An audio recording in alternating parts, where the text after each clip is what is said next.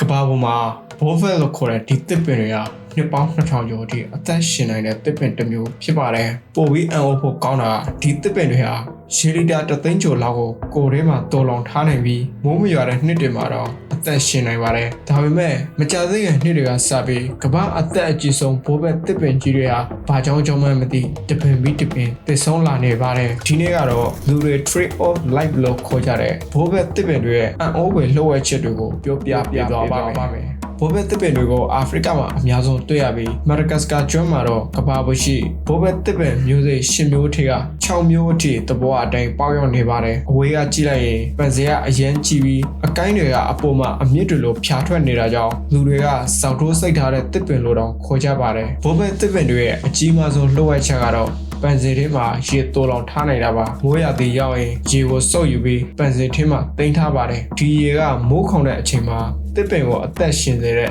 အသက်သွေးကြိုးလိုပါပဲတစ်ပင်ပညာရှင်တွေရဲ့ခန့်မှန်းချက်အရဘောဘက်တစ်ပင်အကြီးတစ်ပင်ဟာရေလီတာ3သိန်းကျော်အထိတော်လောင်နိုင်ပါတယ်ဒါကြောင့်အာဖရိကလိုမိုးခုန်တဲ့ဒေသတွေမှာနှစ်ပေါင်းများစွာအသက်ရှင်နိုင်တာပါဘောဘက်တစ်ပင်တွေကရေတော်လောင်နိုင်တာတစ်ခုတည်းတည်းမဟုတ်ပါဘူးသူ့ရဲ့အသီးအရွက်အခောက်အစစ်အားလုံးဒီကဘာကိုအသုံးပြုလို့ရပါတယ်အသီးမှာဗီတာမင်စီအလွန်များပြီးအာဖရိကရဲ့တချို့ဒေသတွေမှာအစားအစာနဲ့အဖြိုရည်အဖြစ်အသုံးပြုကြပါတယ်အခောက်ကိုကျိုးလုပ်တယ်အရွက်ကိုဟင်းချက်စားတယ်ဒါကြောင့်ဘောဘက်တစ်ပင်တွေကို tree of life အသက်ပင်လို့ခေါ်ကြတာပါဘောဘက်တစ်ပင်နဲ့ပတ်သက်ပြီးထူးခြားတာနောက်တစ်ခုကအရှို့တစ်ပင်တွေကအတွင်းပိုင်းမှာအခေါင်းကြီးဖြစ်လာတာပါအဲ့ဒီအခေါင်းကိုလူတွေကရေတော်လောင်ဖို့ဂူတော်လုပ်ဖို့တချို့နေရာတွေမှာဆိုင်ငယ်အဖြစ်တော့အသုံးပြုခဲ့ဖူးပါတယ်ဒါပေမဲ့ဘောဘက်တစ်ပင်တွေရဲ့အကြီးမားဆုံးလှုပ်ဝက်ချက်တစ်ခုကတော့ဒီလောက်တက်တန်းရှည်တဲ့တစ်ပင်ကြီးတွေဟာမကြသေးခင်နှစ်တွေမှာတပင်ပြီးတပင်တည်ဆုံးလာနေကြတာပါ2018ခုနှစ်ကသုတေသနတစ်ခုမှာကမ္ဘာပေါ်ရှိအသက်အကြီးဆုံးဘောဘက်တစ်ပင်အများအပြား